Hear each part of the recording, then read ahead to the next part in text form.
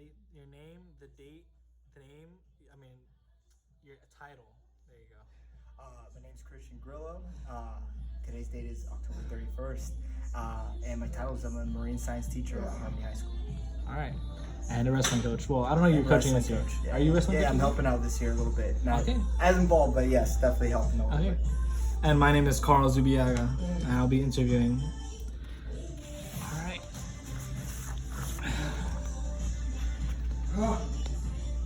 How long have you been a teacher / coach? This is my 4th year as a teacher, 5th year as a coach. Okay. Yeah. How did you land this position? I knew I wanted to coach. I went to school for sports exercise science, and I realized my best method to coach was to probably get into the school system. I was subbing for a little bit, and I realized I really enjoyed being in the classroom, and I realized to just go gung-ho into finally going through the hoops to become a teacher, and that's literally how I went into it. Nice. What do you enjoy most about your job? Interacting with my students. I really enjoy being able to talk to them. I feel like they're at an age where I can somewhat connect still, and it's fun to kind of talk with them and even tie in the lessons with them. That's probably what I enjoy most. I'm sure your students enjoy it too. Yeah. Trust me, I've had a teacher about around your age, even younger. I've had a 23-year-old teacher. Yeah. Her name was Miss Toman, I believe, a couple of years ago. And I think students connect so much better with young teachers, especially because they're closer to age. agree with that.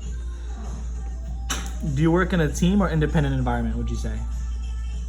With my coworkers, it'd be a team. Although I'm the only marine science teacher, I interact pretty well with my other coworkers to where we still can help each other, even though we all teach different subjects. Okay, nice.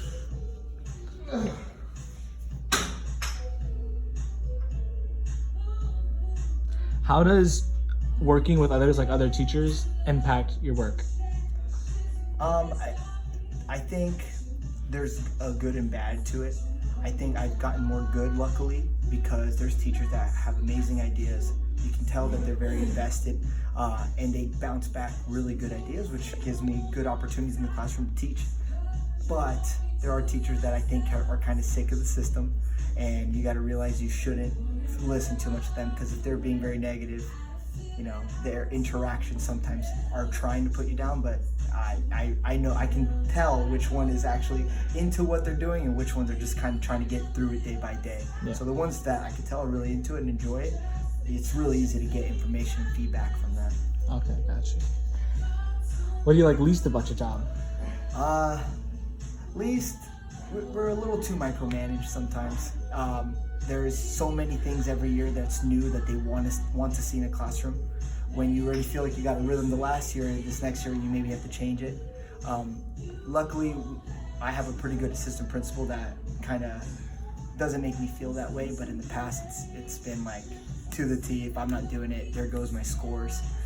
So the micromanaging is probably the least, but luckily it's not totally deterring. Yeah. What was your major in college? Sports exercise science at UCF. So I actually thought I was going to be I wanted to be a strength and conditioning coach. I even did internships for it. I was all about it, and maybe I don't think I had the right people around me to keep guiding me in that direction. Financially, I wanted to start getting settled, and it's a long process in that field to get settled. Yeah. I think coaching is where my eyes gravitated to, but I used that knowledge. So luckily that major somewhat helped, but it definitely wasn't what got me to this position. Gotcha, okay. Well, you kind of just did do that. The next question is, please describe your career path to your current job. I'll explain it again. Like I said, I was a sports exercise science at UCF. I thought that was what my route wanted, but then I realized coaching is probably where I wanted to put a lot of my focus in. To get into coaching in high school and still make some money, you got to be a teacher as well, and it makes it easier to coach.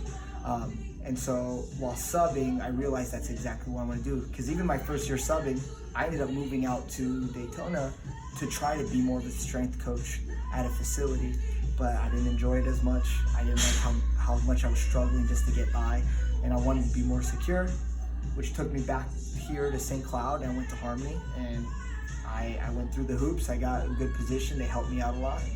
That's literally where I'm at today. Okay, nice. I guess a couple of my own questions. Yes. How do you think that your wrestling background or your athletic background, your background as a student athlete, helped you be where you are today? In wrestling, I guess I felt like I had to struggle a lot, whether it was weight cutting, whether it was hard practices, injuries, whatever. And it's a stigma they put in wrestling where there's nothing going to be harder you're ever going to do the rest of your life. Whether it's true or not, you kind of make yourself believe it. So to become a teacher, since I took the longer route, there were a couple $1,000s in classes I still had to take that were kind of hard. There were tests that I still had to pass that were very frustrating because those topics I haven't even talked about, like English and some math stuff that I hadn't seen in years. So I kind of felt like when it was weighing on me, I told myself, you know what, like I got to get it done. Like if I want to accomplish this, I've got to do it. And that's something in wrestling where when I was cutting weight, like as much as I didn't want to do it, maybe I'd tell myself, you know what, you got to do it. Like one, you can't let your team down. Two, you can't let your coaches down. And then you can't let yourself down. And so I kind of had that mentality a lot. And I can almost tell teachers that, like how annoying it is when they're going through it too. And I say, listen, just get it done. And then like in a month, you're going to be like, I'm so happy I kind of just pushed through that. It was almost pointless to complain about it because you knew you were going to do it. Just in that moment, it sucks. So 100%, that's where I correlate my sports to. That's good. Reminds me, I have a research paper due Sunday and I haven't even started. I just don't want to do it. Yeah. I just don't want to do it. I know. Countless times in college, I got in that position and I was just like, if I don't do this, one, it's money lost. I know. I'm just so bad at English. Yeah. But, yeah. Okay, back to the interview. There is a very,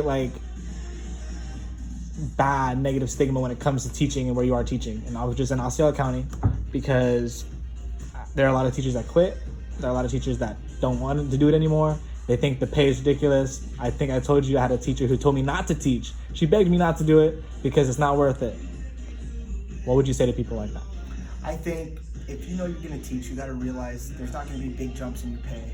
I think a lot of teens that become adults are quick to leave their house and not use any resources from home to get themselves set financially. And that is the only reason any teacher's ever going to complain, because of financial reasons. I know a couple teachers that say they have a roommate, say they have this and that those comments to me is saying that financially you made yourself go through a harder route. If you don't mind living with your parents a few years while you're teaching, you're making $40-something thousand without paying extra in health insurance, which that is a big chunk of most people's checks.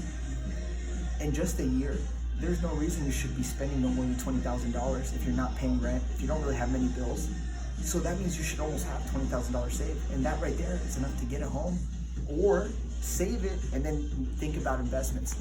And if you don't know how to do that, all it takes is going to people who know it. And I think I've been extremely fortunate that because financially I haven't had to worry, because I've tried to switch my perspective to trying to get ahead now. I enjoy teaching so much. I'm not a teacher who try to rush into it and lives day by day by their bills because they went and got a house and financially they kind of put themselves in a hole, even though now they're independent. I'm okay with not being independent just yet, as long as I'm fixing myself financially. And in Osceola County, it's not the highest pay, and we don't see a lot of growth in our pay, which is, it's frustrating for teachers who see me come in recently and they have almost the same pay as I do. They've been teaching for 15, 20 years.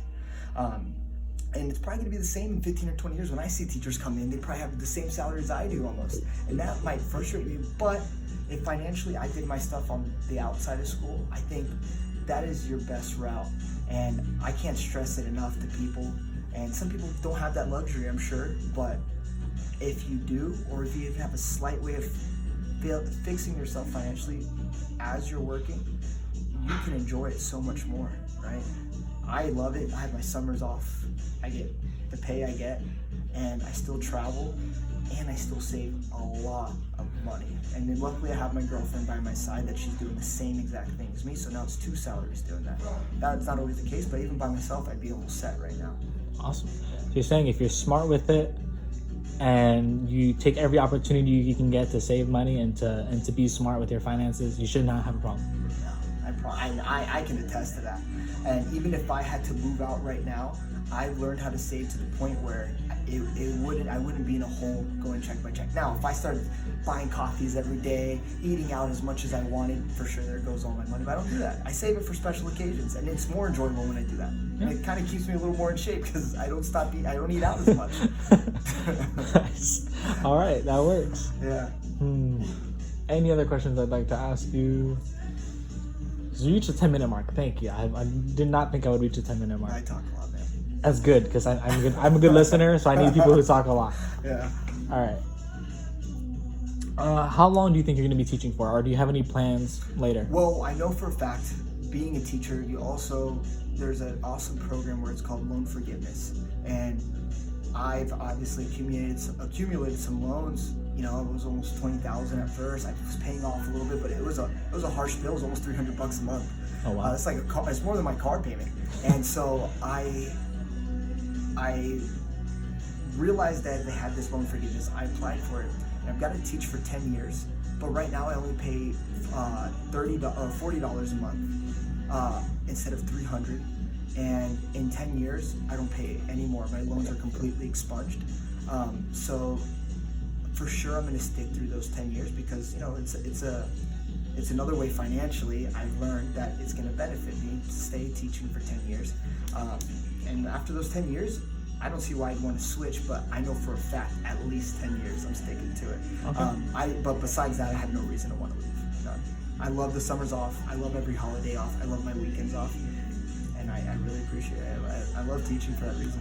Actually, well, if you're staying for 10 years, then you'll probably see me when I join Harmony staff. Without a doubt. I can't wait till I'm teaching and I see students I had eventually come in, and I'm going to be the first one to run to them and tell them, hey, what are you doing right now that's financially helping you out? Because that is the number one thing that will keep you happy as a teacher. If you come to teach, imagine you hate your home because you have bills you're missing or you have all this. I just had surgery this summer. Oh, yeah? Thousands of dollars I had to pay unexpectedly.